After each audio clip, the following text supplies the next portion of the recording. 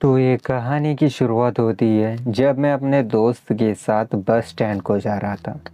मैं और मेरा दोस्त रितेश, हम लोग गांव में रहते थे और हम किसी काम के लिए शहर को जा रहे थे। और शहर को जाने के लिए बस एक ही रास्ता होता है, वो भाई बस से। अब सारी तैयारी हो चुकी थी एंड हम बस स्टैंड की तरफ निकल चुके थे। रास्ते में बहुत सारे खेत पड़ते थे। अब हम आधा रास्ता निकल ही चुके थे, तभी मेरा दोस्त बोलता है कि भाई जल्दी चल यहाँ से, क्या आगे आने वाले जो दो खेत है ना, उससे थोड़ा सा जल्दी आगे निकल जाते क्योंकि यहाँ कुछ अजीब होता है। फिर क्यूरियोसिटी भाई मन में जगती और मैं अपने दोस्त से पूछता हूँ कि क्या यहाँ क्या हुआ था, लेकिन वो बताने से मना कर रहा था। मैंने बहुत बार पूछा फिर भी वो मना ही कर रहा था। लेकिन जब हम दोनों बस में बैठे तब मैंने पूछा कि क्या भाई वहाँ क्या हुआ था, थोड़ा सा बता ना। अब बहुत बार मनाने के बाद वो बताने लगता है कि वहाँ का किस्सा। बहुत साल पहले अपने गांव से रात को इन्हीं खेतों से एक आदमी गुजर रहा था। रास्ते में वो पेशाब करने के लिए एक पेड़ के नीचे रुक जाता है। उसके बाद वो जैसे थोड़ा आगे चलता है, किसी बच्चे की रोने की आवाज़ उसको आने लगती है। तो वो सोचता है कि रात को पहरा देने वाला कोई बच्चा होगा। लेकिन इस खेत में तो एक इंसान ने 3 साल पहले फांसी लगाकर आत्महत्या कर दी थी। अब वो आदमी ये सब सोचने के बाद काफ़ी घबरा जाता है और ऐसे ही डरते हुए अपने कदम आगे बढ़ाता है और बस स्टैंड की तरफ निकलने लगता है। उसके दिमाग में उन लोगों की बातें याद आ गई कि इस खेत से गुजरते वक्त रात को किसी को भी पीछे मुड़ के देखना मना है।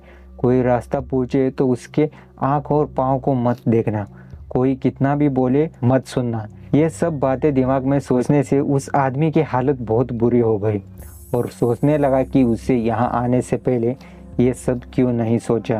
अब इन बातों को इग्नोर करने की कोशिश करके जैसे जैसे वो आगे बढ़ता है वैसे वैसे उसको बच्चे की आवाज़ और तेज़ होने लगती है और ऐसा लग रहा था कि जैसे वो बच्चे उसके साथ ही चल रहे।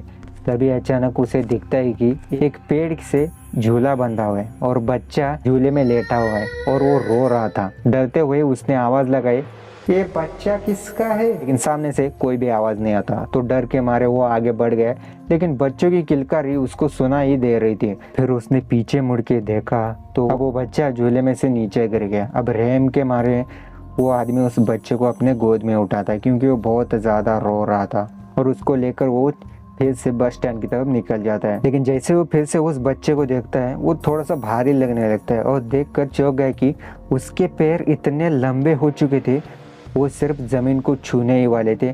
उसने घबरा कर बच्चे को नीचे गिरा दिया।